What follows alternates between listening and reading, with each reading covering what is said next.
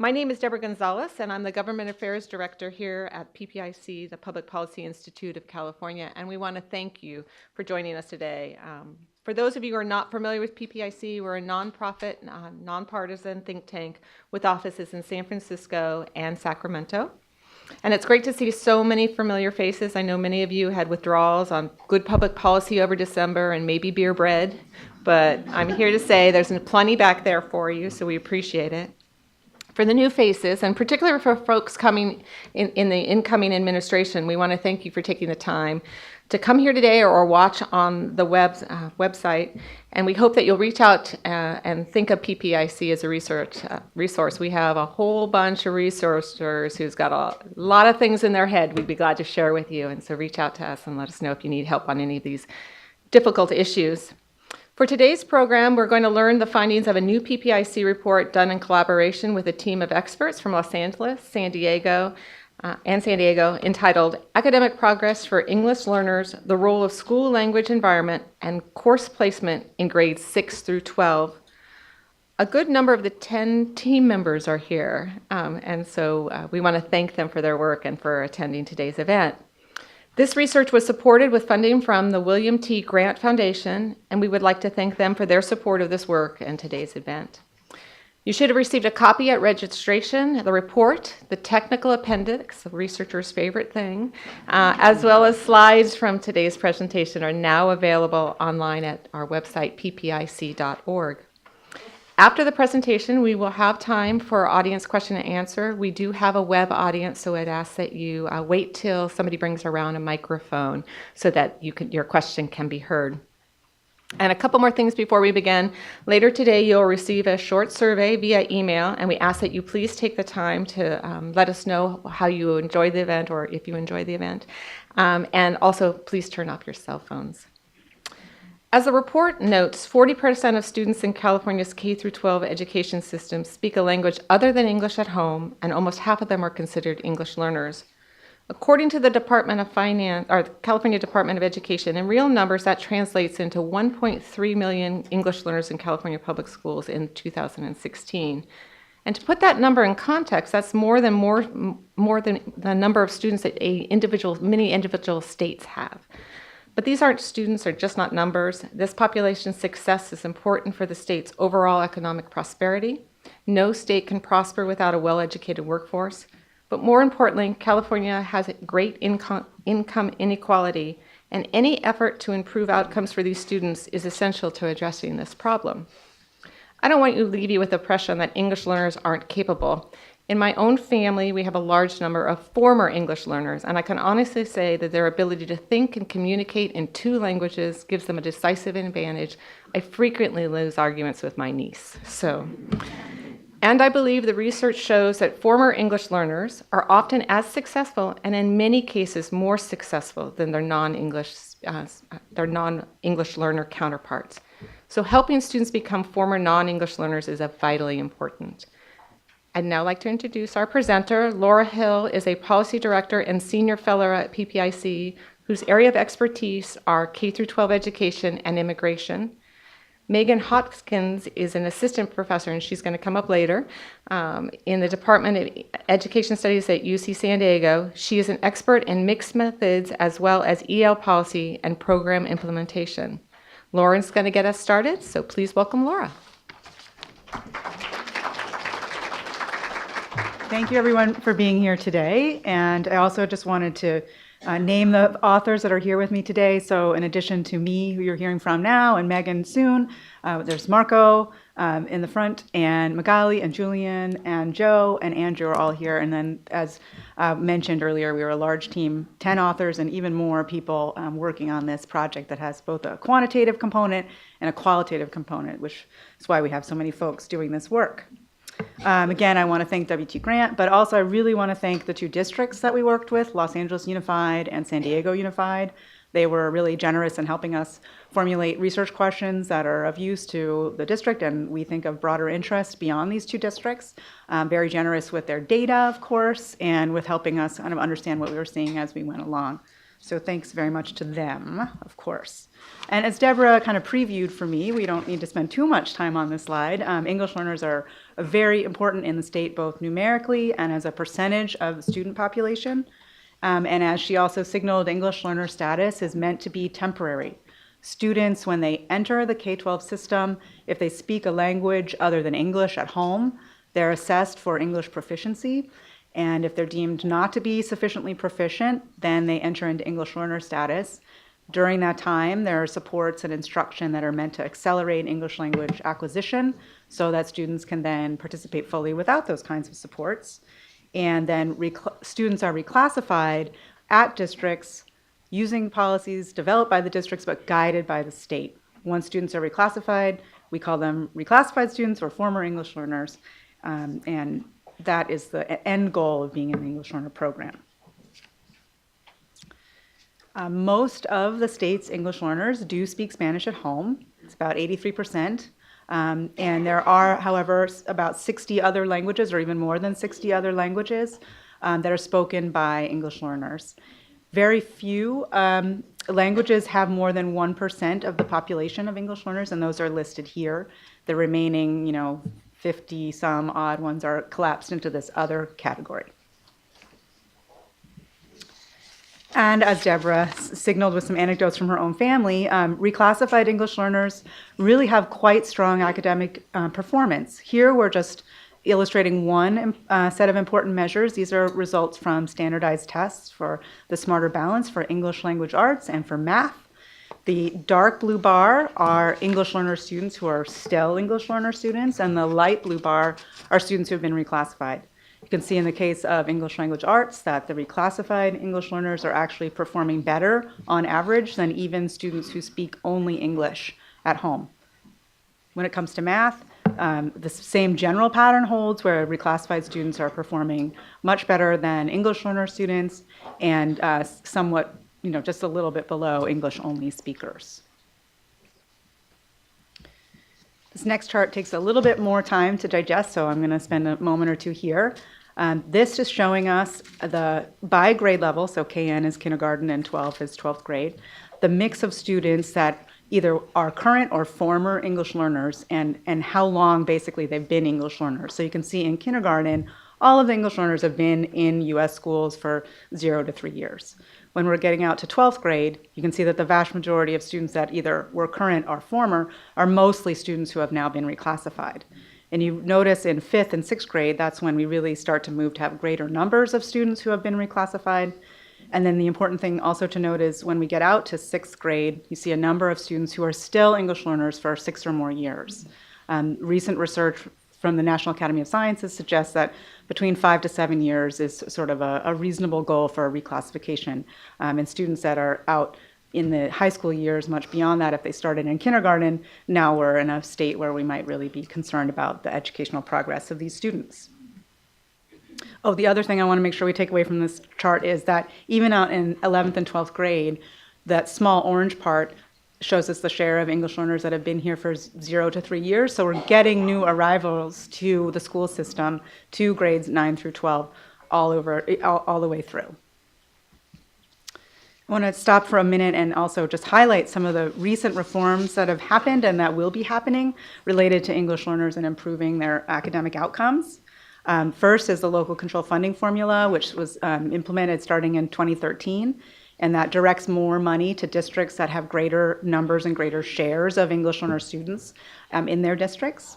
And then the local control and accountability plans are meant to both require and help districts explain how money is getting used in the districts to benefit students, and in particular English learner and other disadvantaged students that are targeted by the formula, by the funding formula. And in 2016, voters passed Proposition 58 that allows districts more flexibility to expand bilingual education.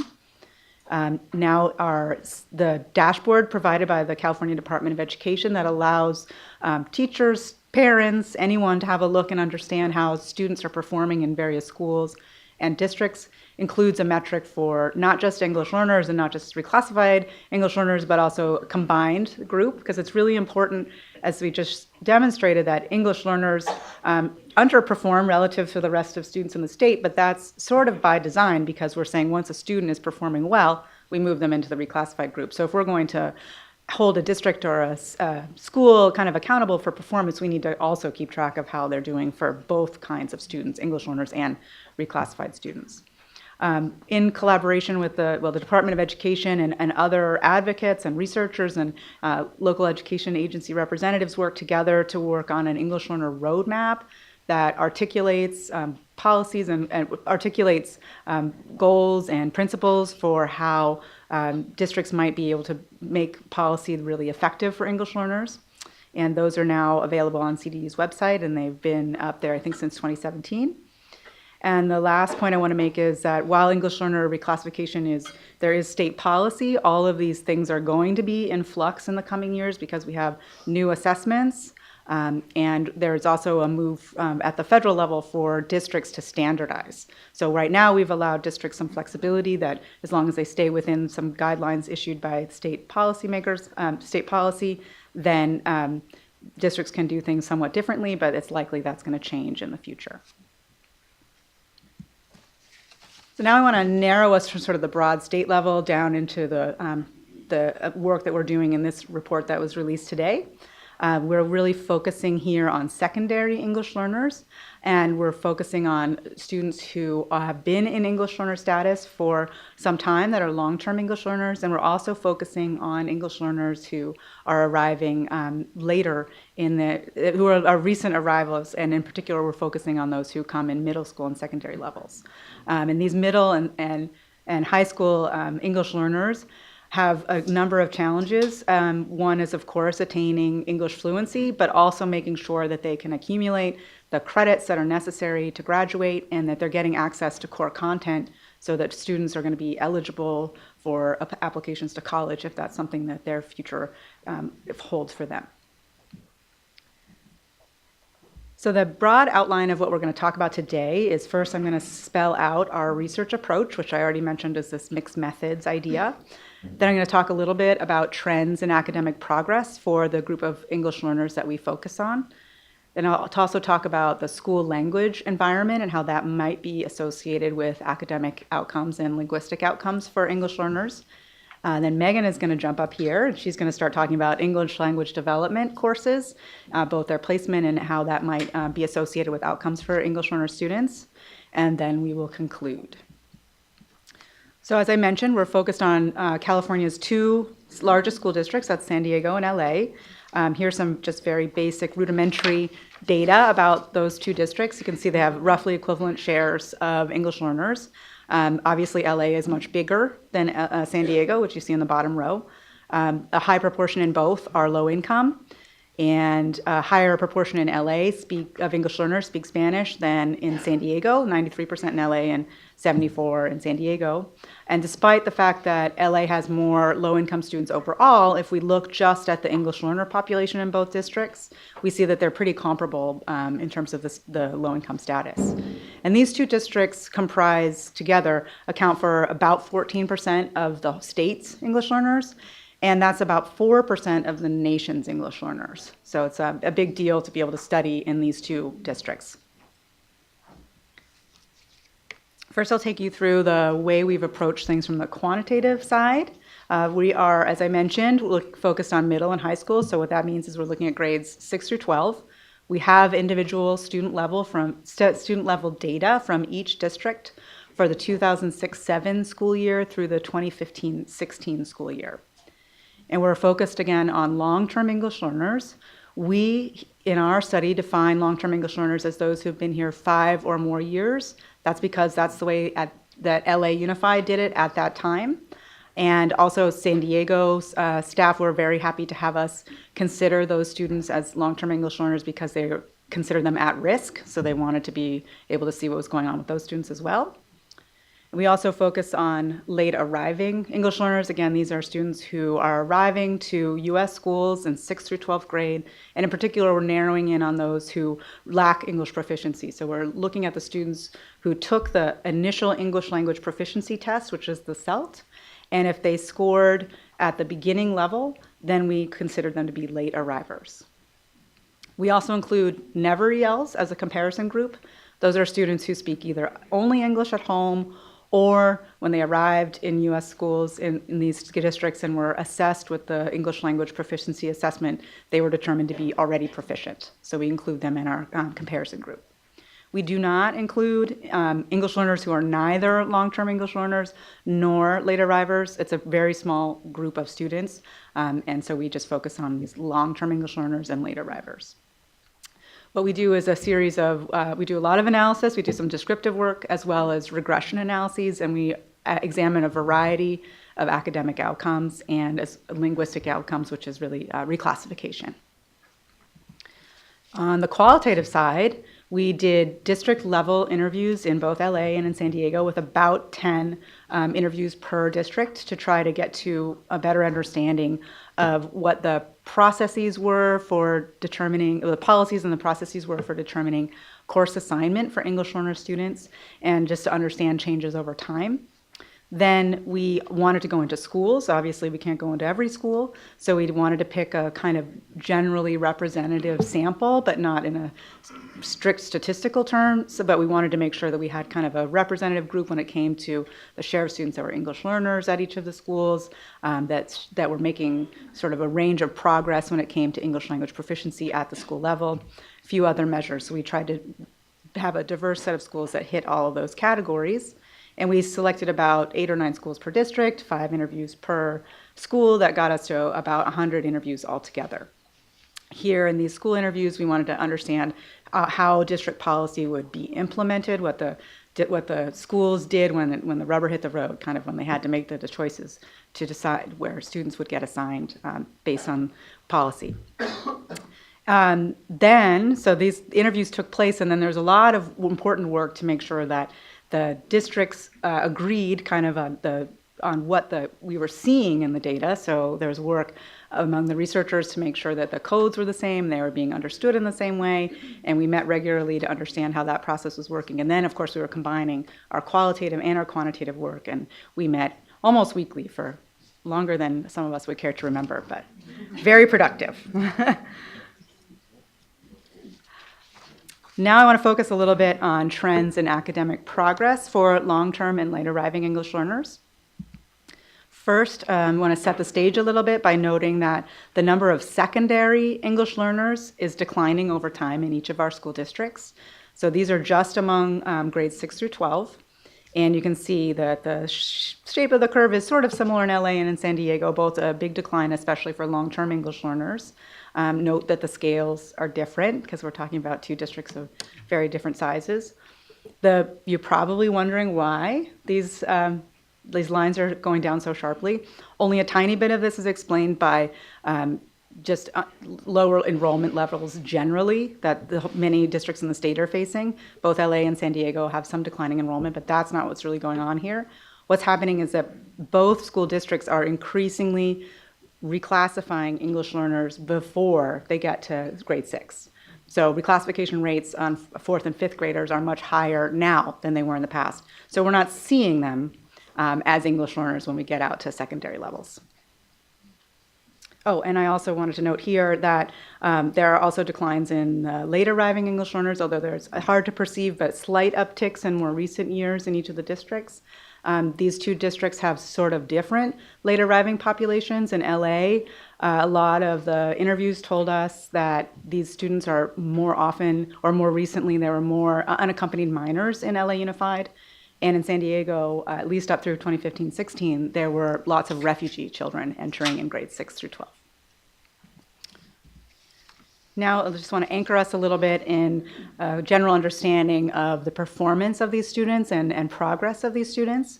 So here we're focusing on our 3 study groups. We've got the Never English learners in orange. They are performing better when it comes to the CST English Language Arts test, which makes sense in comparison to our long-term and late arriving English learners. So the orange bars are the Never English learners, and then we've got the long-term English learners in the light blue. They're performing better than the late arriving English learners. So the late arrivers are just getting to the U.S. school system in grades 6 through 12. Many of our long-term English learners could have been in the district since kindergarten. So this makes sense on average. This is what we're seeing.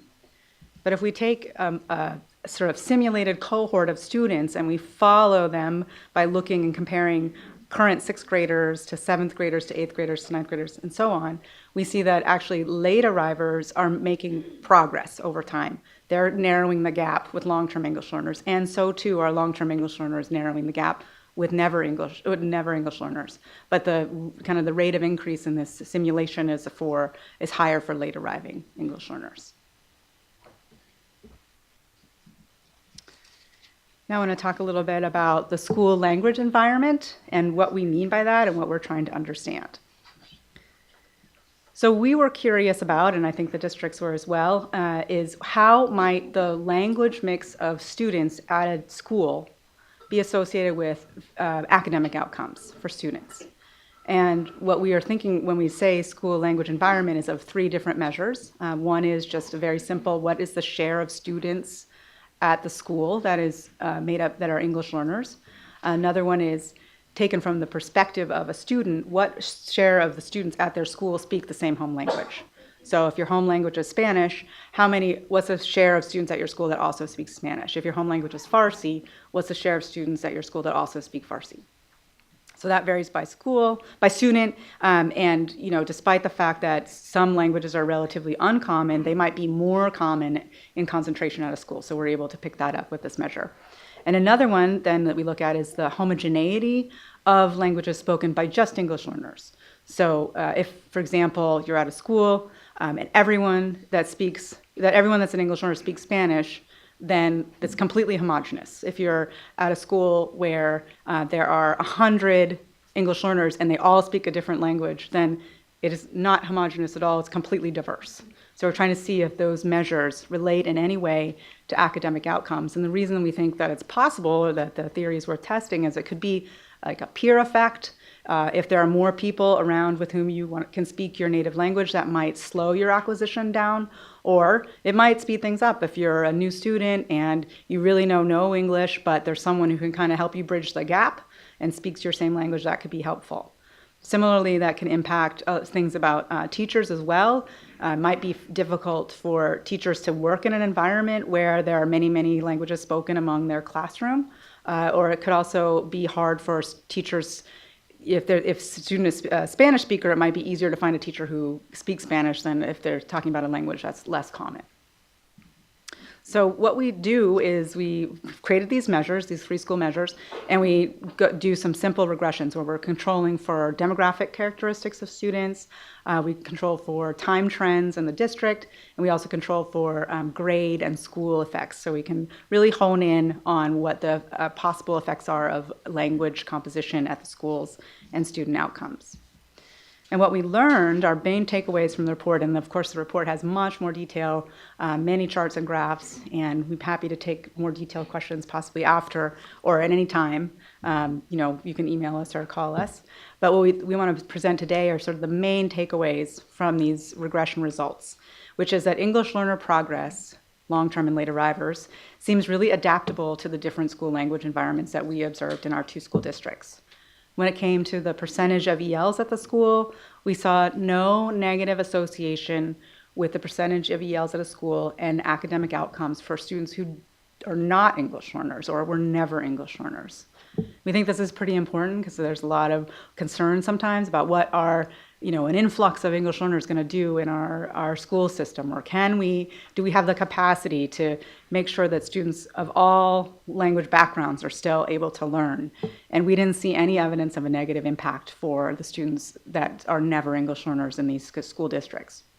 We also saw that there were sort of mixed results, some positive, some potentially a little bit negative for some English learner student groups. And then when it came to the percentage of students who are speaking the same language at the school, we saw that, first of all, there's a little bit left off the slide that I want to add on. So we'll do that verbally instead, which is that it's associated with greater chances of graduating on time for never English learners, and also with higher test scores for never English learners, but also for late arrivers in some cases in San Diego. And then finally, the last measure we have, which is the greater language homogeneity among English learners, we saw there was really no statistical relationship that we can kind of generalize from to explain what's going on with that variable, or to say that language homogeneity is either a good or a bad thing. There's no statistical relationship that was consistent across the districts. So our main takeaway from this is that, as the title part of the slide says, the English learner progress seems quite adaptable to different language environments. And we think that despite the fact that in LA and San Diego, we're talking about a place that has a relatively high proportion of English learners in the district, we can still take from that and apply and learn lessons that would be relevant to other school districts that might have lower levels or might be seeing change over time. There's every reason to think that the academic progress can be maintained for students that are already there, and potentially for the new English learners as well. So with that, I'm going to turn it over to Megan. Good afternoon, everyone. I'm Megan from UCSD. Thanks for having me today.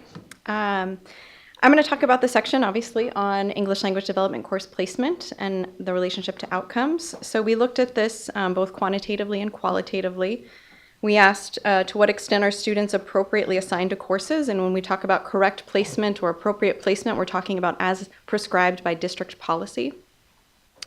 And on the qualitative side, we looked at the challenges to correct course placement and the ways in which the district or school organizational context might enable or constrain correct placement.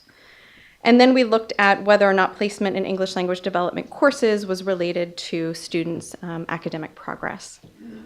So just a note before I dive in, as many of you know, in California, both designated English language development instruction and integrated ELD instruction are required, whereas designated focuses solely on developing students' English language proficiency as appropriate for their level of English language proficiency as demonstrated on state tests typically. Integrated ELD provides those ELD supports within content areas. And so our work really focuses primarily on designated ELD, so specific focus on language development. However, especially for students at those higher levels of language proficiency, there were also integrated courses, specifically integrated English courses at the middle and high school levels. So this is really, again, thinking about English courses. We're not looking at integrated ELD in areas like science and mathematics, for example. So these charts show the correct course placement rates for both districts for long-term English learners in both LA and San Diego. Of course, you'll see the orange line is correct placement, and then the line, I'm not sure what color it looks for you, but blackish, maybe purple, is no ELD placement for long-term English learners. And so what we see here is that more long-term English learners were correctly placed, again, according to district policy, starting in about 2013 in LAUSD. And by 2015, 2016, the levels of correct placement reach about the same level of correct placement that we see in San Diego. However, in San Diego, we see some decline in correct placement and thus an increase in no ELD placement for long-term English learners in recent years in San Diego. So our qualitative data really helped us explain why we were seeing these trends in the quantitative data. So we looked at district policy documents and our interviews to help us contextualize these trends. So for example, in Los Angeles, as part of their response to an agreement with the Office for Civil Rights and the Department of Justice, which I'll talk about more in a bit, Los Angeles created and mandated an English language development course specifically for long-term English learners as of the 2013-14 school year, called Advanced ELD or Language and Literacy. This course carried A through G credit and came with a relatively prescribed curriculum for teachers, and again was mandated in schools. So this really kind of helps to explain why we saw an increase in correct placement at that time, because there was an actual course for long-term English learners to be placed in, and it was mandatory in schools. Kind of on the other hand, San Diego also had a new course that they called Academic Language Development as of the 2012-2013 school year. It wasn't mandatory, and so its implementation varied pretty widely across schools. And although about 60% of long-term English learners were still enrolled in the appropriate coursework as prescribed by district policy, including English language development or grade level English with supports. This course was also available but was not used widely, and thus we didn't see that same sort of increase in placement. So though there were very different approaches to serving long-term English learners in ELD across the districts, we saw that in both districts, school staff raised concerns about the course curriculum for long-term English learners and the extent to which it provided engaging language learning opportunities for this group of students. So just a couple of examples of this. In Los Angeles, a middle school principal said that I think our kids, our long-term English learners, need more hands-on, more application. I find that they have a lot of scripted things to do and it's not real to them and they often get bored. The prompts are not made for them. They need something to connect to. So again, thinking about how this prescribed curriculum was taken up, though increasing correct course placement, considerations around kind of the quality of the courses are brought up here, though we did not specifically look at course quality in our analysis. On the other hand, in San Diego, there was similar concerns around the curriculum were raised, even though there was, it wasn't as mandated in Los Angeles. The way that a teacher of the course said, actually the only existing teacher of that course in the district that we spoke with, of the 9 schools that we went to, the way that the curriculum is laid out is that it's repetitive and it's on constant repeat. A big part of what I'm trying to do is find that balance of how can we be repetitive without being boring. So again, you kind of see that the similarity across the districts, even though the courses and the implementation of them look quite different. So turning to course placement rates for late arriving English learners in both school districts, we observed higher rates of correct course placement for late arriving English learners in Los Angeles than we did for long-term English learners in the district. Again, where correct course placement hovered for long-term English learners around 60% in the latest year of data. And thus, in turn, we see here for late arriving English learners that there are lower rates of no ELD placement. In San Diego, we also see lower rates of no ELD placement for the late arriving English learners than we did for the long-term English learners, who had about 40% no ELD placement as a comparison in the last year of data. So this means that overall, more late arriving English learners in San Diego were in ELD courses, though some, as you can see here, were placed in courses that were too high for their level of English language proficiency. So as an example of what too high might look like, let's say a late arriving English learner who has been in the US for 2 years, scored at a beginning level on the state ELP test and should thus be enrolled in, the English language proficiency test, and should thus be enrolled in ESL 1-2. But they might instead be placed in ELD 3-4. And this could happen for a variety of reasons, and I'll talk about some of those variations in a moment.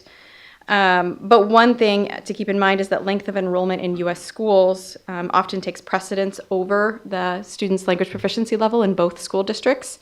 So if this long-term English learner was in his or her second year in U.S. schools, then he or she would automatically be moved up to ELD 3-4, even though the level, his or her level of English proficiency might have remained at a beginning level. So that might be a too high of a placement.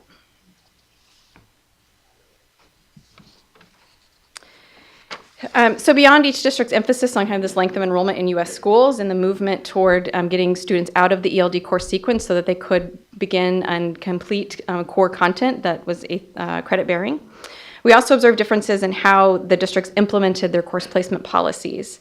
So one key difference was the extent to which the districts provided centralized data management and placement support. So as I mentioned a moment ago, Los Angeles entered into a voluntary agreement with the Office for Civil Rights in 2013-14 after concerns were raised around their policies and practices for English learners. So in addition to adding and mandating the course for long-term English learners, they also developed a centralized data management system and an EL dashboard to facilitate course placement monitoring and communication between districts and schools. So for example, teams of districts, support staff and teachers would collaborate to examine their English learners' data and check that they were placed in the appropriate courses based on students' needs and assets.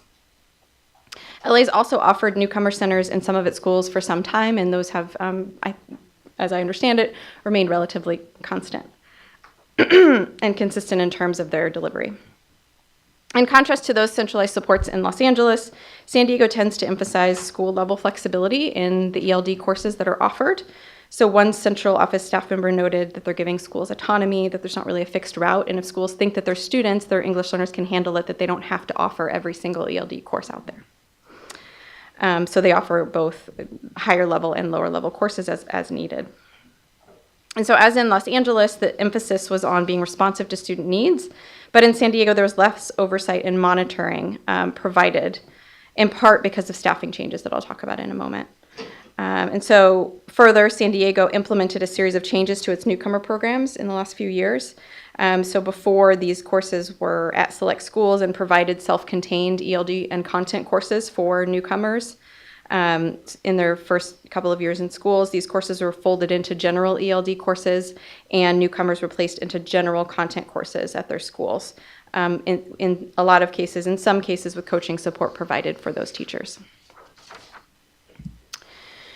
So we also learned from our interviews with district and school staff that declining enrollment presented challenges to course placement, especially in schools where there were small numbers of English learners.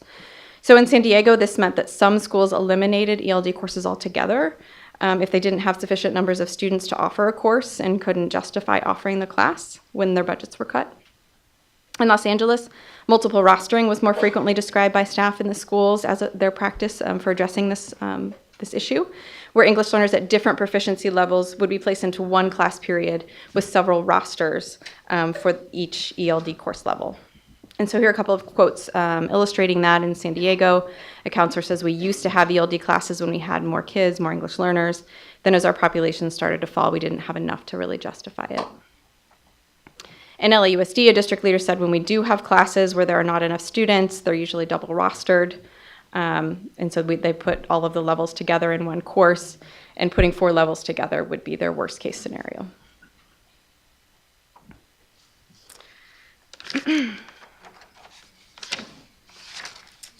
So related to the declining enrollment and budget cuts in San Diego, or as one participant noted, resources and politics, our interviewees also shared with us that the district had eliminated many of their school-based EL support, district-based but school-focused EL support staff over the last several years.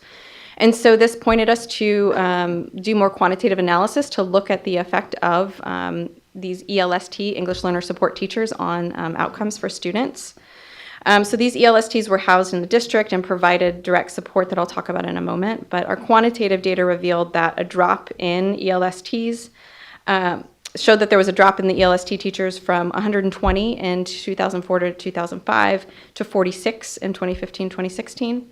And then we found that a higher ratio of ELSTs to ELs in a school was correlated with higher GPA, as well as an increase in SALT scores, the English Language Development Test, for late arriving English learners. So these ELST teachers do seem to matter. So in our qualitative data revealed the importance of these ELSTs in terms of facilitating placement in coursework, monitoring progress, identifying students who are ready to reclassify, ensuring the processes were implemented, and teachers were supported in serving students. And they also supported articulation for ELs between middle and high school, as this quote shows, which was often challenging because ELD course numbers differed between the middle and high school levels. So in the absence of ELST, school leaders sometimes assign progress monitoring and placement to other staff members who may or may not have the prior experience doing this work, or in some cases, they took on the responsibility of this work themselves, which is a big job for a principal.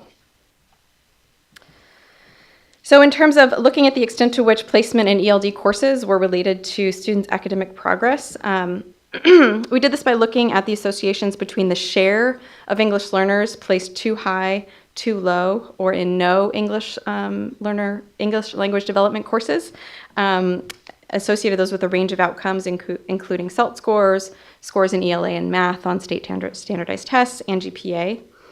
There were few consistent results across districts, but we did find an overall negative association between the share of students receiving no ELD in a school and English learners' academic progress in English language arts. And this was for long-term English learners in both districts and for late arriving English learners in San Diego. So it's not surprising that we only saw an effect of no ELD because in both districts because that treatment was essentially the same. Too high and too low likely varied to what English learners were taking if they were in different courses between both within and between districts. And we didn't, again, study course quality to really unpack those differences.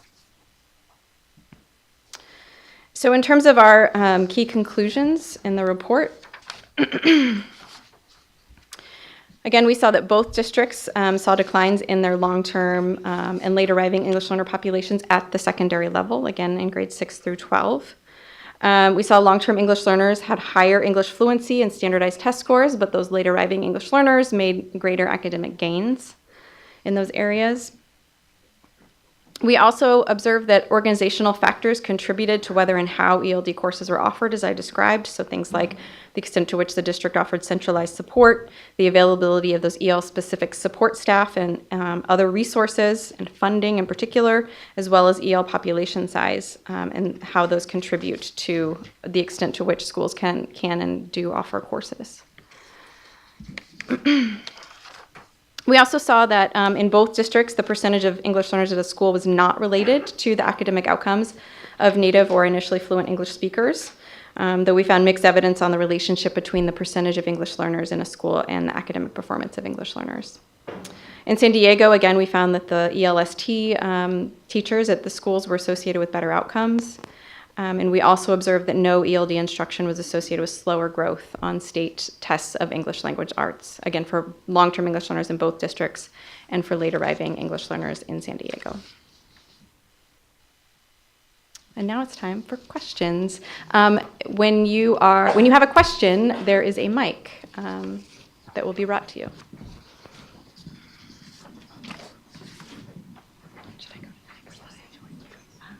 No, that's good. Yeah, hi, thank you so much. I had a quick question about your last slide, your last point, and also I think one of your earlier slides you mentioned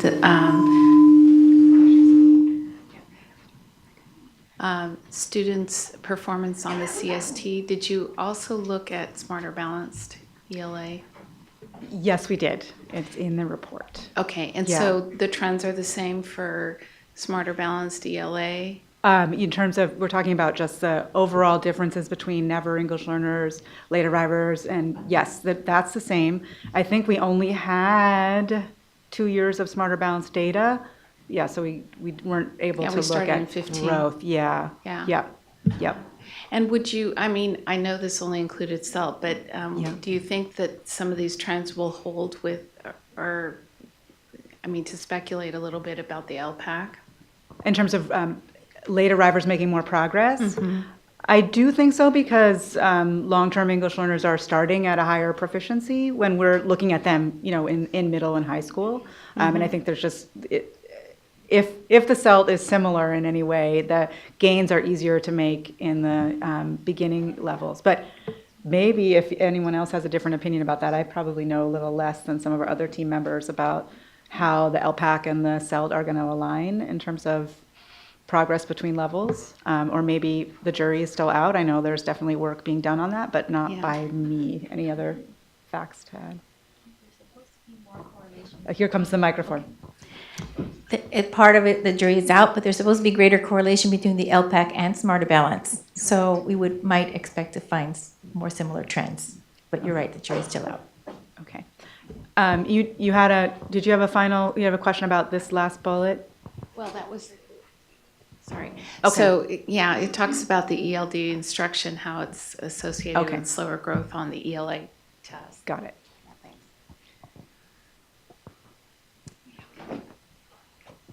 My question is about newcomers, that if there is not like enough ELs in one school and there's no ELD classes and they're put into mainstream courses with no support, like, is that covered here, and like, what are the outcomes? And also interested to know how the LPAC and the CELT will align in the end. Yeah. So, sorry, I was parsing too many questions at once. So the first part is, could you restate it? I'm sorry, I got a little distracted by the next part. Okay. Yeah, I was just echoing, her inquiry. Okay. But my question is, what happens when newcomers are put into mainstream courses with no support? And, LCFF does. Yeah, well, I think, we saw in San Diego, it was clear that having no ELD was not good for those students when it came to English language arts progress.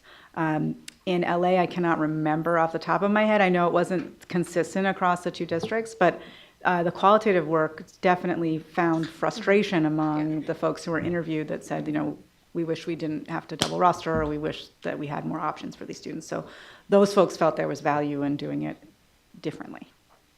Yeah. Hi, great talk. I really appreciated the clarity of the presentation. I have a question about your finding that the heterogeneity of the English learners didn't seem to impact the academic performance of the never ELs or the ELs. But I was wondering if you could speak to your perceived robustness of that finding, given that the majority of ELs are Spanish speakers, and so you could only look at a range of 15% non-Spanish speakers to less than 1% non-Spanish speakers. So if you were to look at if you were to look at a district where there was many, many more students non-Spanish speaking, if there might be an impact, because I imagine in these two school districts, if there were an impact, it would have had to have been humongous for you to have seen it if 80% of students speak Spanish. One good thing is that we're looking at this at the school level, and school level, it can vary more than the district level. Actually, San Diego has more language variation than LA, because I think their percent Spanish speakers is more like 73 or 75%, and LA's is much higher. And then we are looking at changes over time. So that's one of the leverages that we have, so we can see if these things are changing over time within a school. So we do think that there is some robustness there, although of those three language questions that we asked, that's the one that is the least reliable statistically, I think. The share that were EL was more reliable, and the percent that speak the same home language. Hi, my name is Mariela Cuellar, and I have a daughter who hasn't been reclassified. Obviously, at home we speak Spanish, and she's in 7th grade. So my question would be if, because you said you talk a lot with administrators in the schools, how about the parents? Because many times parents, we don't know that our children are taking tests as English learners. My daughter was born here. So how do you guys talk to the schools like the San Diego and LA, and also talk to families about, obviously when children come as newcomers, they don't know English most of the time, right? So how do you guys do that? Okay. Well, I'll just say that we didn't talk to parents as a part of the study. I think that would be a really rich and important set of research questions to dive into, but we didn't do that here. This policy is that parents are supposed to be informed if their student is an English learner. And I can't say why you're not hearing, that your child is still an English learner and what those assessments are. I don't know if this came up in any way in any interviews. If you have anything you want to add. Yeah. Well, I mean, at least in San Diego, where I was the lead on that, they do, you should receive a report every year of that your child is taking a test and what the results are. But the extent to which that happens and the extent to which the parents can have conversations with school staff is limited, especially in the context of cuts to the English learner support staff and having folks in charge of assessments who may or may not have that expertise and the language ability to speak with parents in a way that they will understand what the process is. I would also say that, I think Magali wants to add something, so I'm going to turn it over to her. I do want to add that in Los Angeles Unified School District, the administrators, the teachers, and the school staff that we interviewed were very concerned about reclassification and monitoring, not just course placement, but reclassification. We're engaging in another study that's really studying the question of reclassification, and something to consider is to make sure that we include all stakeholder groups. But there are other mechanisms for parents to be engaged, especially in the reforms that Laura mentioned with the local controlled accountability plans that are supposed to be intended to include parents and other community members. So that's an opportunity for parent groups to make sure that they are present and asking those questions in the same ways that you're asking them here. So thank you.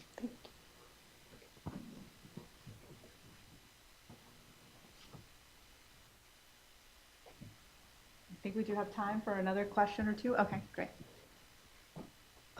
You'd mentioned in the beginning of the presentation that there'll be greater standardization going forward. What do you guys think about that? Do you think that'll move things in a good direction for English language learners, or fall into like a standardized testing trap where it doesn't actually support? What do you guys think? Well, right now, historically, most of the ways in which students are reclassified is based on standardized testing. It's based on the English language proficiency test, and it's based on whatever the statewide test standards are for English language arts. So that's been historically the case, and it's still now the case. And it's likely that going forward, it will still be based on probably at least the LPAC and possibly other assessments as well. So I'm not sure that it would make it, that what's coming is going to be more standardization. There may, so just to take a step back, reclassification requires assessment in English language proficiency, assessment in basic skills as measured, English language arts basic skills, which has been either measured mostly with the CST ELA, and now the Smarter Balance can be used for that. Then there's a teacher recommendation component, and then there's parent notification. So those are the 4 components that have been in place for quite some time. Now, the LPAC is just, the new English language proficiency test has just been in place for the whole year now, and they're working to figure out what the cut point should be. There will be recommendations about what the cut point should be for reclassification. That's all, kind of all in the works. So it is still going to be most likely based on standardized tests, but if the districts standardize and all do the same thing, then we won't have a situation in which someone who turns up in District A is an English learner, but if that same student arrived at District D, they wouldn't be. So I think taking care of that is a good idea, and I think it's required by the federal government, so I think that's in the works. Thank you. Mm-hmm.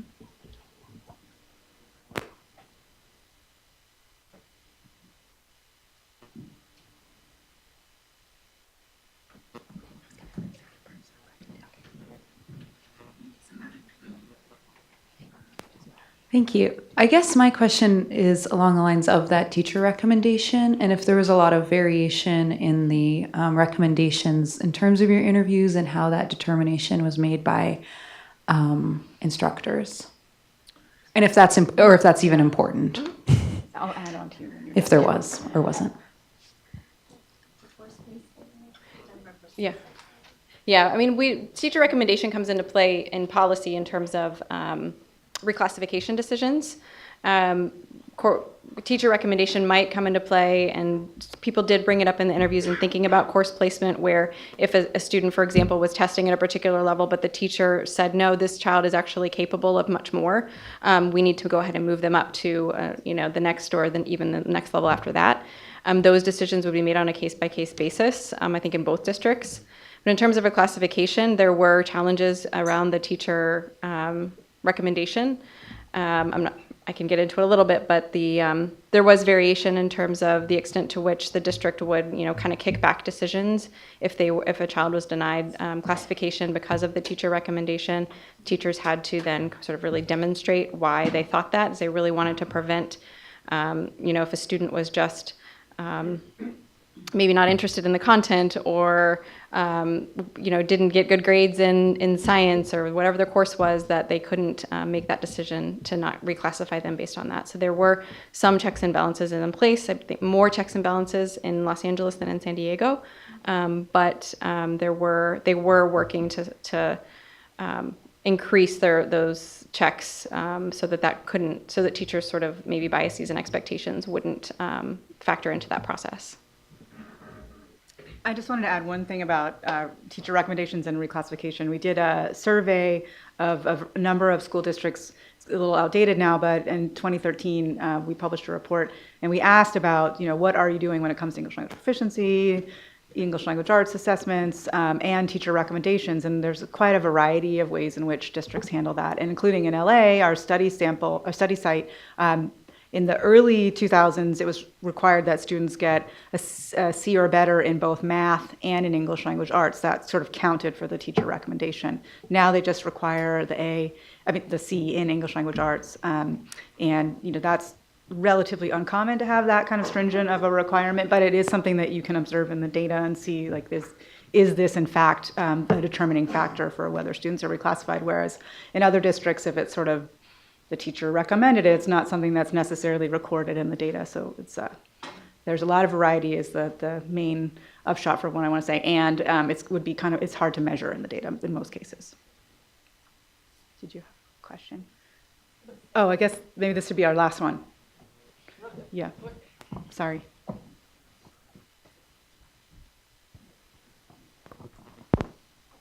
I was just going to, well, I had a comment, but also a question. And that is, I think the statute says it's teacher evaluation, not recommendation. Okay, yeah. But the other point is that